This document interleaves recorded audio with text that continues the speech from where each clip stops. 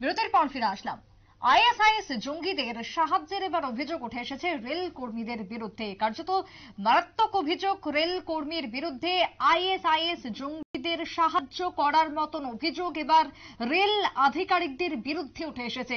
তবে তারই সঙ্গে এই যে চক্রান্ত, এই চক্রান্তের সঙ্গে কারা কারা মূল জড়িত যার প্রশ্ন ইতিমধ্যে উঠেছে। তবে তদন্ত শুরু করেছে এনআইএ, কেন্দ্রীয় সংস্থা ইতিমধ্যেই তদন্ত শুরু করে দিয়েছে। তবে তারই সঙ্গে রেল কর্মীদের যোগসাজশ যে কথা উঠে আসছে, যে অভিযোগ উঠে আসছে, তার কতদূর সত্যতা রয়েছে তা খতিয়ে দেখা হচ্ছে। কথা বলে নেব আমাদের প্রতিনিধি অঙ্কিতা বর্ধনের সঙ্গে। অঙ্কিতা, আইএসআইএস জঙ্গিদের সাহায্য করার মতন অভিযোগ, গুরুতর অভিযোগ উঠে এসেছে এবার রেল কর্মীদের বিরুদ্ধে। কি মনে হচ্ছে, কি জানতে পারছো? কাছ থেকে অর্থ সংগ্রহ করে সেই টাকায় আবার আইএসআইএস জঙ্গিদের অ্যাকাউন্টে ট্রান্সফার করতেন, ঠিক এই মারাত্মক অভিযোগ কিন্তু উঠেছে রেলেরই এক কর্মীর বিরুদ্ধে। এবং সেই বিষয়ে এই মুহূর্তে তদন্তে নেমেছে এনআইএ।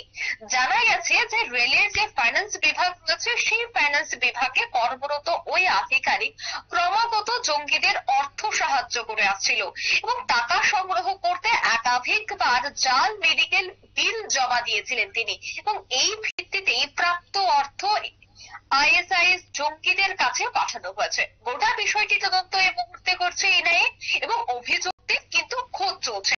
উত্তর রেলওয়ে এখন দিল্লির একটি থানায় এই আধিকারিকের বিরুদ্ধে এফআইআর দায়ের করেছে।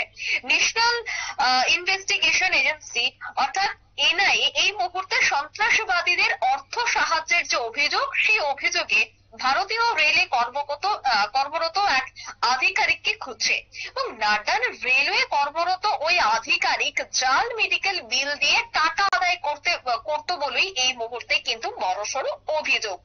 এরপর একই টাকা ইসলামিক স্টেট বা ব্যাংক অ্যাকাউন্টে জমা করা হতো। মূলত চলতি বছরের অক্টোবরে গ্রেফতার হওয়া 3 জঙ্গিকে গ্রেফতার করা হয়েছিল। সেই জঙ্গিকে জিজ্ঞাসাবাদে এই আধিকারিকের পরিচয় কিন্তু এই মুহূর্তে উঠে এসেছে। মূলত একেবারে অক্টোবর মাসে 3 জঙ্গিকে গ্রেফতার করেছিল সেনারা এবং সেই গ্রেফতার করা জঙ্গিদের জোর জিজ্ঞাসাবাদ চালানো হয় এবং জোর জিজ্ঞাসাবাদের ফলেই এক আধিকারিক অর্থাৎ রেল দপ্তরে কর্মরত এক আধিকারিকের নাম এই মুহূর্তে উঠে এসেছে। এবং চলতি বছরের অক্টোবরে দিল্লি পুলিশ 3 আইএসআইএস জঙ্গিকে গ্রেফতার করে। তারা হচ্ছেন যে শাহজাহান আলম, মোহাম্মদ আফরাদ এবং মোহাম্মদ আরশাদ। তাদের ব্যাংক অ্যাকাউন্ট খতিয়ে দেখা হয়েছে এবং জানা যায় তারা ক্রমাগত কিছু সোর্স থেকে টাকা পাচ্ছিল। তদন্তে জানা গেছে যে নয়ডায় বসবাসকারী এক রেল কর্মচারী তাদের ক্রমাগত সেই টাকা জোগাড় দিতেন। উত্তর রেলওয়ে এখন দিল্লির একটি থানায় এই কর্মচারীর বিরুদ্ধে এই মুহূর্তে এফআইআর দায়ের করছে এবং এফআইআর এ তার বিরুদ্ধে অর্থ জালিয়াতির মামলা দায়ের করা হয়েছে বলে খবর রয়েছে। দেখো, এই নতুন নয়, এর আগেও এনআইএ রাজ্যের গোয়েন্দাদের বিভিন্ন জায়গায় সহযোগিতায় একাধিক সন্ত্রাসবাদী মডিউল ফাঁস করেছে এবং সম্প্রতি দেখা গেছে যার নামে এই অভিযোগ দায়ের করা হয়েছে তাকে কি উদ্ধার করা বা গ্রেফতার করা কি এখনো অবধি সম্ভব হয়েছে? দেখো, এখনো তার নাম কিন্তু প্রকাশ্যে আসেনি বা তার নাম এখনো জানায়নি পুলিশ। পুলিশ বলছে যে যাদেরকে গ্রেফতার করা হয়েছে, অর্থাৎ যে 3 জঙ্গিকে অক্টোবর মাসে গ্রেফতার করা হয়েছিল বা পাকড়াও করা হয়েছিল, সেই 3 জঙ্গিদের জিজ্ঞাসাবাদের পর জানা গেছে যে একজন রেল কর্মী সে নাকি এই জঙ্গিদের সাথে যোগাযোগ করত, বিভিন্ন টাকা পয়সা লেনদেন করত, মেডিকেল সার্টিফিকেট বানাতো, জাল মেডিকেল সার্টিফিকেট বানিয়ে টাকা লেনদেন করতো ব্যাংকের মাধ্যমে।